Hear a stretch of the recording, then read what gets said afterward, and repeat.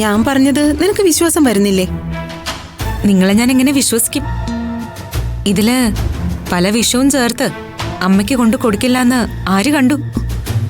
ഇങ്ങനൊന്നും പറയരുത് ദർശനെ. എന്റെ കയ്യിന്ന് ചില അബദ്ധങ്ങളൊക്കെ പറ്റിയിട്ടുണ്ട്.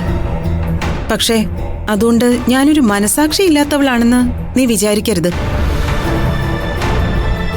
ഓർമ്മയില്ലാത്ത സമയത്ത് മനസ്സ് കൈവിട്ടു പോയപ്പോ എനിക്ക് ചില കുഴപ്പങ്ങൾ സംഭവിച്ചിട്ടുണ്ട്.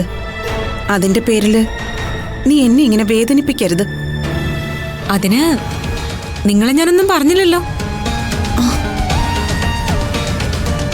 എന്നിട്ടാണോ ഞാൻ ചേച്ചിക്ക് ജ്യൂസിൽ വിഷം കലർത്തി കൊടുക്കുമെന്ന് ഇപ്പൊ പറഞ്ഞത്? എത്ര മാനസാന്തരം വന്നു എന്നൊക്കെ പറഞ്ഞാലും ആള് നിങ്ങളായതുകൊണ്ട് വിശ്വസിക്കാൻ ബുദ്ധിമുട്ടുണ്ട്.